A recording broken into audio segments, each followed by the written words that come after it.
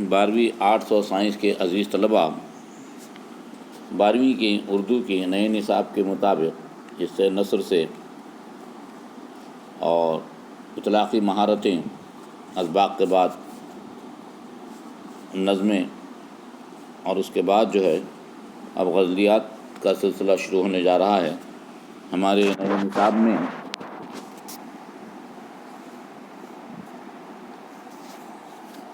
جو غزلیں ہیں جن شعراء کی، جس میں نمبر 1 خواجہ حیدر علی آتش کی غزل ہے، اس کے بعد نواب مرزا داغ دہلوی کی غزل ہے، اس کے بعد جگر مراد آبادی کی غزل ہے، فضا ابن فیضی کی غزل ہے، اور پروین شاکر کی غزل ہے۔ اس طرح اس میں ہم ان غزلیات کا مطالعہ کریں گے۔ غزل کسے کہتے ہیں؟ عزیز طلباء، اردو کے شعری سرمایے کا بڑا حصہ غزلوں پر مشتمل ہے۔ غزل گو شعراء کو ہر زمانے میں مقبولیت حاصل رہی ہے۔ نقادوں نے اسے اردو شاعری کی آبرو کہا ہے۔ دکن کے ابتدائی دور سے آج تک تمام قابل ذکر شعراء نے اس صنف میں طبع آزمائی کی ہے۔ شاعر کی جمع شعراء ہیں۔ غزل نے عربی قصیدے کے ایک جز تشبیب سے علیحدہ ہو کر ایک مستقل صنف کی صورت اختیار کی۔ فارسی شعراء کا غیر معمولی کارنامہ یہ ہے کہ انہوں نے عربی قصیدے میں رائج مسلسل اشعار کہنے کے سلسلے کو بدل کر غزل کے ہر شعر کو ایک علیحدہ مضمون کے لیے مخصوص کر دیا۔ نظم کے اشعار معنوی سطح پر ایک دوسرے سے مربوط ہوا کرتے ہیں، جبکہ غزل کے ہر شعر میں ایک نیا مضمون پایا جاتا ہے۔ غزل کی تاریخ کئی نشیب و فراز سے گزری ہے۔ اردو میں سلطان محمد قلی قطب شاہ پہلا صاحب دیوان غزل گو شاعر ہے، جس کے کلام میں فارسی اور دکن کا امتزاج ملتا ہے۔ اس کے بعد ابن نشاطی، غواصی، وجہی اور بہت سے شعراء سے گزر کر غزل شمالی ہند پہنچی۔ دکنی دور میں غزل کی شستہ شکل ولی کے یہاں ملتی ہے۔ ان کی استادی کا آج بھی اعتراف کیا جاتا ہے۔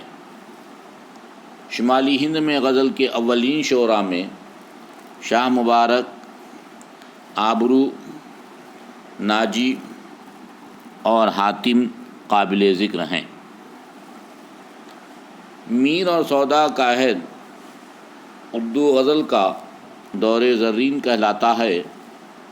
اس کے بعد کے شعراء میں مصحفی، ناسق، آتش، غالب، مومن، ذوق، درد، داغ اور امیر مینائی کی غزلوں میں دہلوی اور لکھنوی تہذیب کے رنگ نمایاں ہیں۔ غزل کے دیگر شعراء میں حسرت موہانی، جگر، فانی بدایونی، اصغر گونڈوی، علامہ اقبال، فراق، مجاز، فیض، مجروح سلطان پوری، روش صدیقی، ندا فاضلی وغیرہ نام اہمیت کے حامل ہیں۔ عزیز طلبہ، یہ غزل کا مختصر تعارف تھا، اور غزل کے خاص شعراء جو شمالی ہند میں رہیں، اس کے بعد پورے ہندوستان میں غزل کا شور رہا، اور جو شعراء ابھر کر آئے ان کے نام ہم نے دیکھیں۔ موجودہ عہد کے غزل گو شعراء کی تخلیقی سمت و رفتار پر غور کرنے سے پتہ چلتا ہے کہ ان کے یہاں مختلف روایتوں کے واضح نشانات موجود ہیں۔ اس کے علاوہ ان کی غزل میں کلاسیکیت سے گریز یعنی پرہیز، رکنا، ترقی پسندی اور جدیدیت جیسے مختصر عناصر یکجا ہو گئے ہیں۔ موضوعات کے اعتبار سے اس میں عاشقانہ، اور صوفیانہ رنگ کے علاوہ عصر حاضر کے مسائل میں الجھے ہوئے انسان کے جذبات و احساسات کی بھرپور عکاسی نظر آتی ہے۔ عزیز طلبہ، غزل پہلے صرف عاشقانہ مزاج رکھتی تھی، لیکن آج صوفیانہ رنگ اور اس کے علاوہ آج کے جدید دور کے عوام کے مسائل، انسانوں کے جذبات، ان کے تکلیفات، ان کے احساسات، ان کی خوشی، ان کی غمی کے اظہار کی عکاسی آج غزل گو شعراء کر رہے ہیں۔ تو عزیز طلباء، ہم یہاں آج نئے نصاب کے مطابق نصاب میں شامل پہلی غزل خواجہ حیدر علی آتش پڑھیں گے۔ سب سے پہلے ہم خواجہ حیدر علی آتش کا مختصر تعارف دیکھیں گے۔ آتش کا پورا نام خواجہ حیدر علی تھا۔ وہ 1778 میں فیض آباد میں پیدا ہوئے۔ کم سنی ہی میں یتیم ہو جانے کی وجہ سے وہ اعلیٰ تعلیم حاصل نہ کر سکے۔ وہ نواب محمد تقی خاں حوض کے یہاں ملازم ہو گئے۔ انہی کے ہمراہ فیض آباد سے وہ لکھنؤ پہنچے۔ لکھنؤ میں انہوں نے مصحفی کی شاگردی اختیار کی، لیکن کسی بات پر خفا ہو کر رشتہ توڑ لیا۔ آتش کا انتقال 1847 عیسوی میں لکھنؤ میں ہوا۔ آتش کے مزاج میں قناعت تھی، فقیرانہ زندگی بسر کرتے تھے۔ دربار سرکار سے ربط ضبط انہیں پسند نہ تھا۔ ان کی شاعری میں لکھنوی طرز نمایاں ہیں۔ انہوں نے شعری صنعتوں سے خوب کام لیا ہے اور جذبات و احساسات کو بھی بڑے سلیقے سے نبھایا ہے۔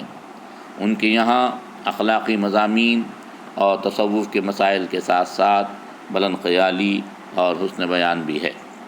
عزیز طلبہ، یہاں آپ کے نصاب کے مطابق جو پہلی غزل ہے خواجہ حیدر علی آتش کی ہے۔ ہم نے غزل کا تعارف دیکھا، اس کے بعد غزل کے شاعر خواجہ حیدر علی آتش کا مختصر تعارف دیکھا۔ اب ہم غزل کے اشعار ملاحظہ فرمائیں گے۔ تو غزل کا پہلا شعر ہے: ادب تا چند اے دست ہوس قاتل کے دامن کا، ادب تا چند اے دست ہوس قاتل کے دامن کا، سنبھل سکتا نہیں اب دوش سے بوجھ اپنی گردن کا۔ ہوس کہتے ہیں لالچ کو، دست ہوس، اور دوش کے معنی کاندھا ہے۔ دوسرے شعر کو دیکھیے: بہار ایک دل کے داغوں نے دکھائی چشم قاتل کو، بہار ایک دل کے داغوں نے دکھائی چشم قاتل کو، دہانے زخم سینہ بن گیا، دہانے زخم سینہ بن گیا دروازہ گلشن کا۔ دہن یعنی منہ، دہانے زخم سینہ یعنی زخم جو ہے پھٹ گیا ہے اور وہ منہ بن گیا ہے۔ دہانے زخم سینہ بن گیا ہے دروازہ گلشن کا۔ یہاں شاعر اپنی تکلیف کا اظہار کر رہا ہے۔ کڑاپن آگ مردانے خدا کے چل نہیں سکتا۔ تیسرا شعر ملاحظہ فرمائیے: کڑاپن آگ مردانے خدا کے چل نہیں سکتا، کف داؤد میں یکساں ہے عالم موم و آہن کا۔ کف داؤد میں یہاں تلمی استعمال کی گئی ہے۔ داؤد علیہ السلام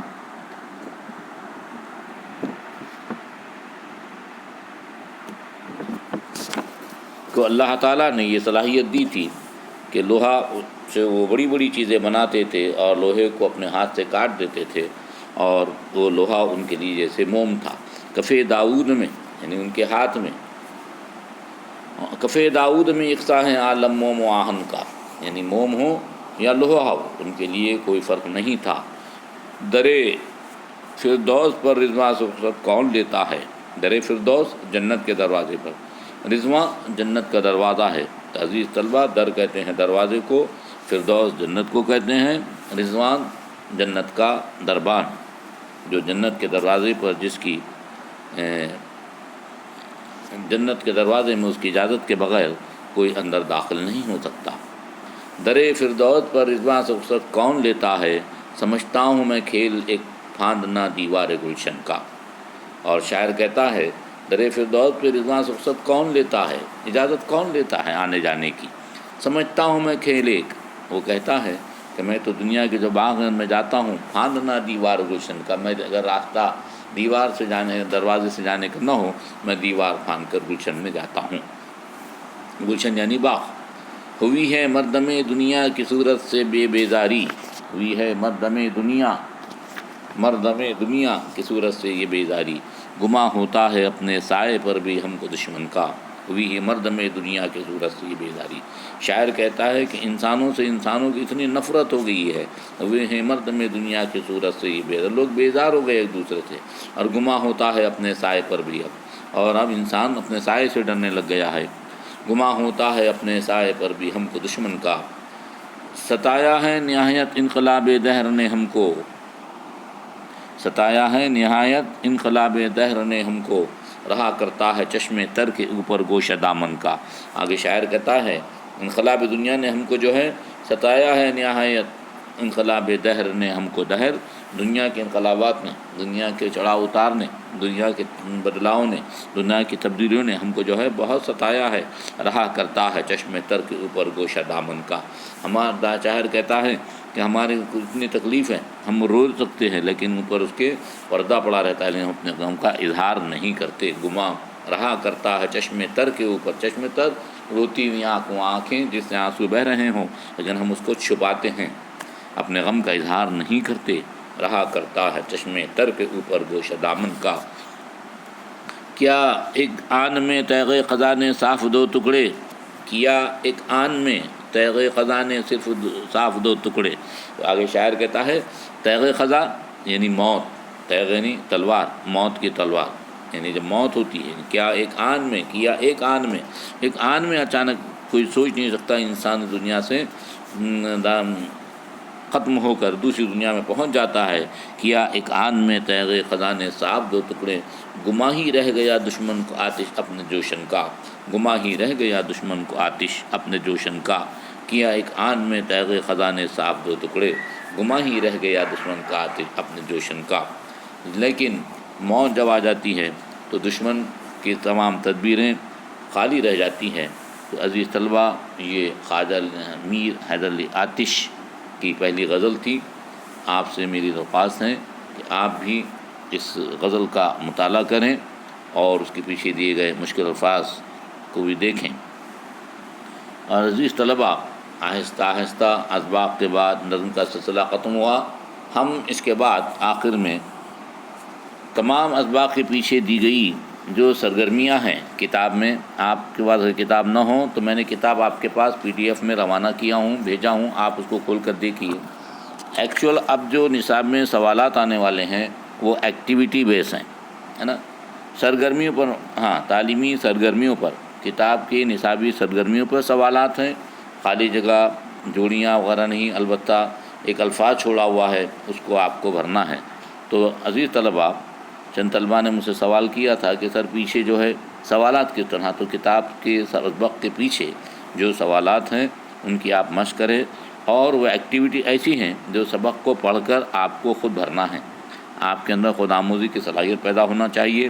میں شروع اخبار سے کہہ رہا ہوں کہ آپ کے پاس اردو کی لغت بھی ہونی چاہیے اور آپ کو یہ کام خود کرنا آنا چاہیے، کیوں کہ تحریری صلاحیت کو کم کر کے نئے نصاب نے آپ کو صرف ایکٹیویٹی بیس پیپر کی نوعیت کی طرف لایا ہے۔